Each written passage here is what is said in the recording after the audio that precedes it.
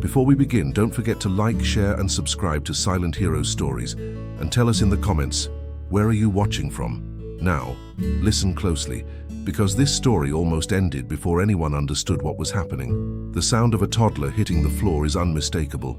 It isn't loud, it isn't dramatic, it's heavy. A dull, final thud that freezes the world for half a second before the scream tears through the air. That sound ripped through the house at exactly 8:17 a.m. Maya froze mid-step in the kitchen, eggs hissing forgotten in the pan. Her heart dropped before her mind caught up.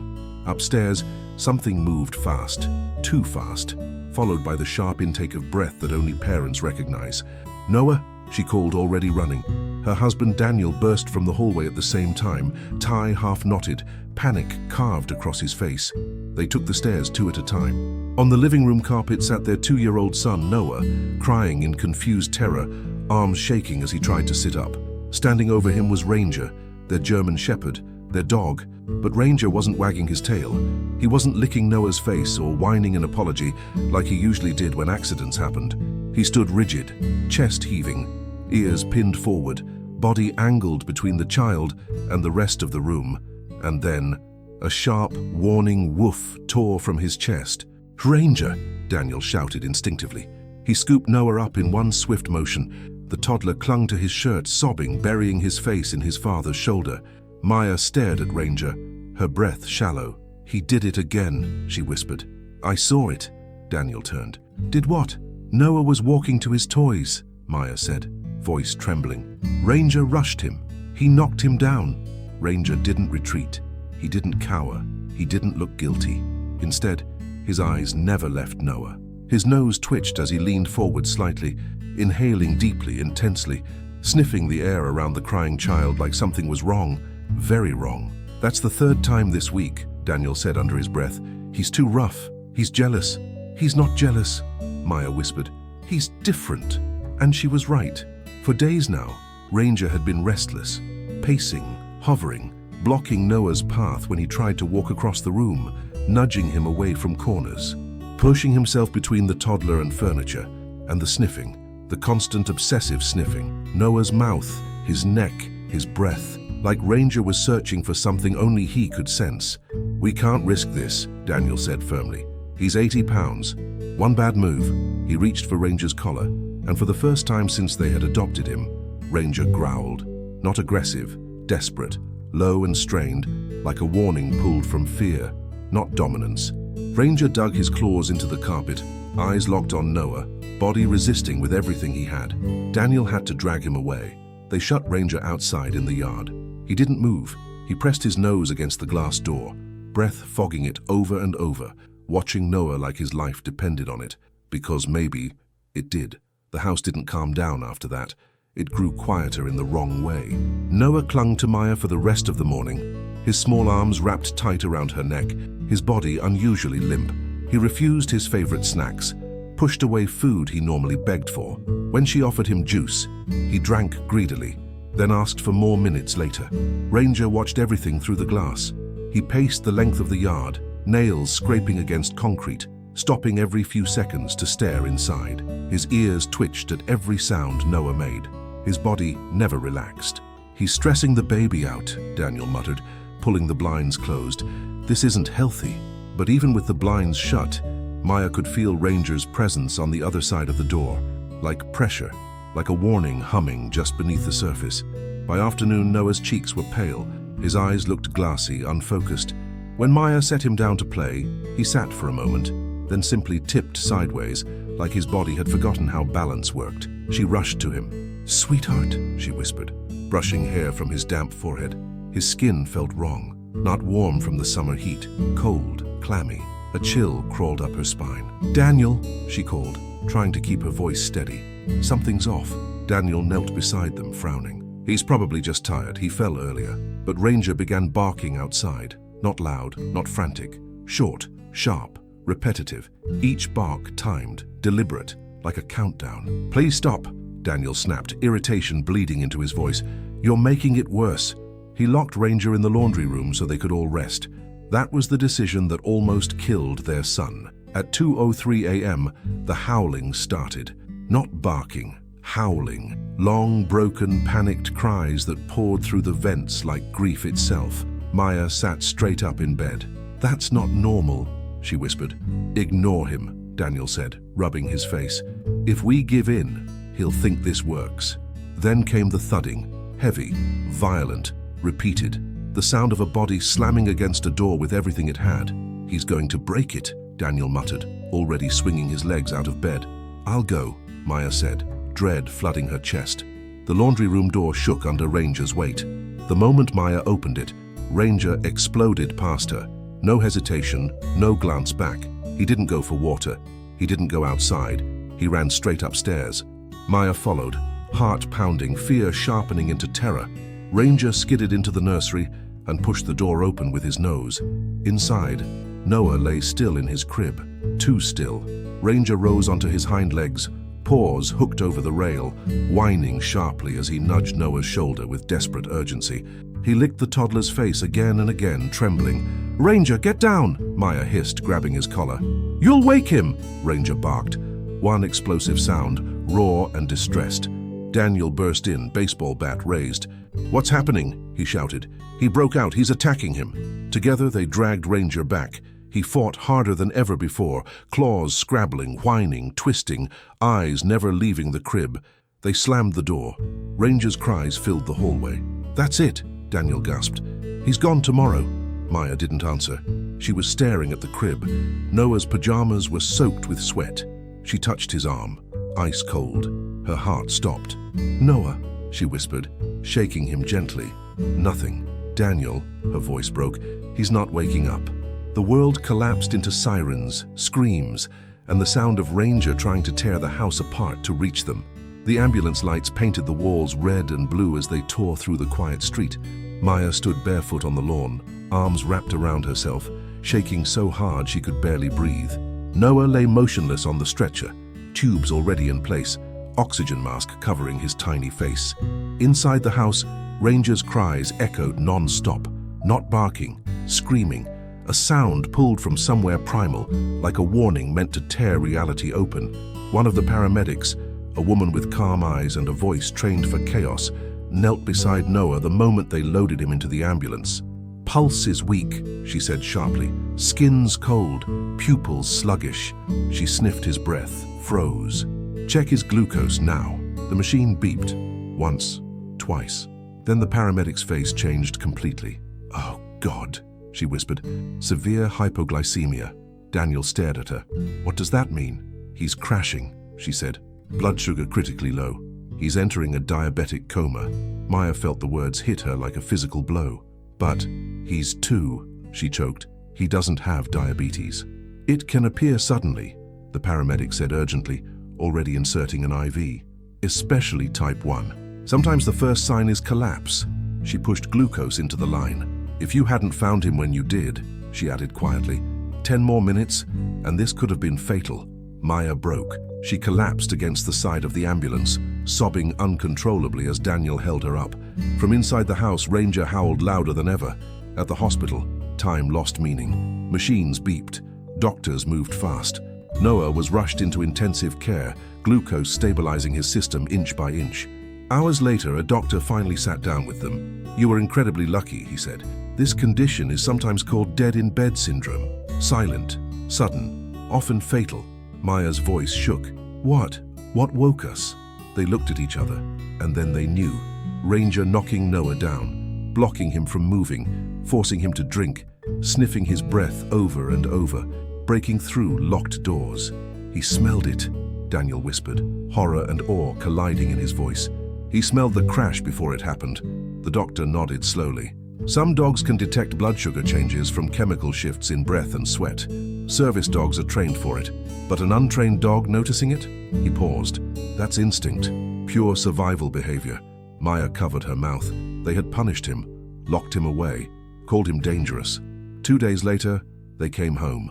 Noah was alive, stable, wearing a tiny glucose monitor taped to his arm. Inside the house, Ranger lay on the playmat, head low, waiting, for anger, for rejection, for the end. Maya dropped to her knees and sobbed. "I'm so sorry," she cried. "I'm so sorry." Ranger hesitated, then crawled toward her, belly low, tail barely moving. Daniel placed Noah gently on the rug. "Go on, boy," he whispered. "Check him." Ranger sniffed Noah's mouth carefully. Once, twice. Then he let out a long, relieved sigh and rested his head gently against the toddler's legs. The scent was right. His boy was safe. The house felt different the moment they walked back in. Not quieter, not louder, aware. Every sound seemed amplified now. The hum of the refrigerator, the soft click of Noah's glucose monitor, the slow, careful padding of Ranger's paws across the floor. No one told Ranger to follow them. He did anyway, not close enough to crowd, not far enough to disengage, always positioned where he could see Noah's face. Maya noticed it first. Every time Noah's energy dipped, Ranger shifted closer. Every time the toddler's breathing changed, Ranger lifted his head. Every time the monitor let out even the faintest beep, Ranger was already standing. "He's tracking him," she whispered one night. Daniel nodded slowly. "Before the machines do." They didn't shut Ranger out anymore. They didn't lock doors. They let him stay. The pediatric endocrinologist explained the routines carefully. Night checks, food schedules, emergency sugar doses. Maya took notes with shaking hands. Daniel asked questions until his voice went hoarse. Ranger listened, not to the words, but to the patterns. He learned the rhythm of Noah's body faster than any chart could teach. The first real test came 3 nights later. At 2:41 a.m., the baby monitor showed Noah sleeping peacefully. The house was still. Then Ranger sat up, slowly, silently. He moved to the crib and pressed his nose between the bars. Sniffed. Once, twice. Then he whined. Soft, urgent. Maya bolted upright before the monitor could even sound. She checked Noah. The glucose number was dropping, fast. They acted in seconds. Juice, gel, stabilization, crisis avoided. Maya collapsed onto the floor afterward, shaking. "He knew," she whispered, before anything else. Ranger lay beside the crib, calm again, eyes half closed. Job done. From that night on, Ranger was no longer just the family dog. He became part of the routine, a presence, a safeguard. They placed a dog bed beside the crib, but Ranger ignored it. He preferred the floor, closer. When Maya checked the monitor at 3 a.m., the nightlight cast a soft glow across the nursery. Noah slept peacefully, and Ranger lay pressed against the crib bars, nose tucked between the slats, standing guard, silent, watchful, unwavering. Visitors noticed. "Is he trained?" someone asked. "No," Daniel replied. "He taught himself." Ranger never left Noah alone, not even when the house filled with laughter again, not even when life slowly returned to normal, because Ranger had learned something deeper than obedience. He had learned what mattered. The story didn't leave the house on purpose. It slipped out quietly. A nurse mentioned it to another parent in the hospital hallway. A doctor told it as an example during a training seminar. A neighbor noticed the German shepherd who never slept at night anymore. And then someone asked the question that changed everything. "Why does your dog stay by the crib?" Maya hesitated the first time she answered, because saying it out loud made it real. "He saved our son," she said softly. "Before we even knew he was sick." People didn't always believe her at first, until they saw Ranger in action. At a routine follow-up appointment, Noah sat on the exam table swinging his legs, laughing at a plastic stethoscope. Ranger lay at Maya's feet, calm and relaxed. Then suddenly, without warning, Ranger stood. He moved closer to Noah, sniffed once, twice, his ears pinned forward. The nurse frowned. "Is something wrong?" Maya checked the monitor. The number was dropping. Again, the nurse's expression changed completely. "Oh," she whispered. "Oh my God." They corrected it quickly. No emergency, no sirens, but the room stayed silent long after. "That dog," the nurse said slowly, "is doing what some trained service dogs take years to learn." Ranger lay back down, unbothered. Word spread faster after that. The pediatrician asked questions. A hospital administrator requested permission to document the case.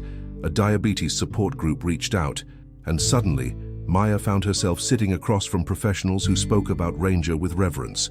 "He didn't react randomly," one specialist said. "He intervened when the risk was highest." Daniel swallowed hard. "He knocked our son down," he said quietly.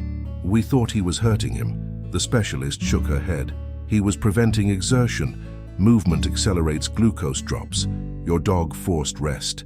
Maya felt tears spill again. Everything Ranger had done suddenly made terrifying, beautiful sense.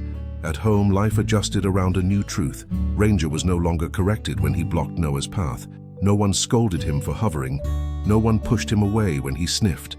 They trusted him, and Ranger felt it. His pacing slowed. His whining disappeared. The tension that once lived in his body finally released, because now the humans were listening. One evening, as Noah played on the floor stacking blocks, Ranger lay nearby, eyes half closed. Daniel watched them both. "You know," he said quietly, "we almost gave him up." Maya nodded. "I know." They sat in that truth for a long time. Ranger lifted his head and rested it gently on Noah's leg. Noah giggled and patted his ear. Safe, alive. Fear doesn't disappear all at once. It loosens its grip in small moments, in quiet mornings, in steady breaths, in nights that pass without alarms, and Ranger felt every one of them. Weeks went by. Noah grew stronger. His cheeks regained color. His laughter returned, loud and careless, filling the house again. The glucose monitor became part of everyday life, just another small device clipped to a tiny arm. But Ranger never treated it as every day. He treated it as a responsibility. Every night he chose the same spot beside the crib. Every nap, he positioned himself where he could see Noah's face. Every change in scent, breath, or movement pulled his full attention. Yet something had shifted. The desperation was gone. The fear-driven urgency that once made him howl through the night softened into calm vigilance. Because now, he wasn't alone in the work. Maya noticed it during one quiet afternoon. Noah was asleep on the couch, his small chest rising and falling steadily. Ranger lay a few feet away, eyes closed. Asleep, really asleep. Not half alert, not listening for danger, trusting. Her chest tightened. "He's resting," she whispered to Daniel. "He finally feels safe enough." Daniel nodded slowly. "So do I." The next checkup confirmed what they had hoped. Noah's condition was under control. The routines were working. Nighttime crashes were becoming rare. "You're doing everything right," the doctor said. Then she smiled at Ranger. "All of you." Ranger's tail thumped once against the floor. That was enough. One evening, as the sun dipped low and painted the living room gold, Noah toddled across the floor toward his toy box. Ranger watched. He didn't block him. He didn't intervene. He followed at a distance, ready but not interfering. Maya's breath caught. That was the moment she understood. Ranger wasn't acting out of fear anymore. He was choosing balance, protection without panic. That night, for the first time since the diagnosis, Ranger didn't sleep pressed against the crib. He lay a short distance away, still facing Noah, still present, but no longer braced for disaster. Daniel whispered, almost afraid to say it out loud. "I think we're going to be okay." Maya nodded, tears sliding silently down her cheeks. "Yes," she said, "because we're not alone. Some heroes bark. Others don't make a sound at all. They push, they block, they refuse to step back, even when the people they love misunderstand them." Months later, life looked ordinary again from the outside. Noah learned new words. He ran faster. He laughed louder. The glucose monitor became just another part of his tiny body, like shoes or pajamas. Visitors no longer gasped when they saw it. But Ranger never forgot. He still checked Noah's breath in the mornings, still positioned himself between the toddler and danger without being asked, still listened when the house went quiet in the wrong way. Only now there was no fear in his eyes, only purpose. One afternoon, Maya watched from the doorway as Noah sat on the floor stacking blocks. Ranger lay nearby, eyes half closed, completely at ease. She remembered that morning, the thud, the scream, the accusations, the locked door. She remembered how close they had come to losing everything, and how they almost lost Ranger. She knelt beside him and wrapped her arms around his thick neck. "You knew," she whispered, "before anyone else did." Ranger leaned into her, calm and steady. He didn't need praise. He never had. That night, Maya checked the baby monitor one last time before bed. The nursery was bathed in soft light.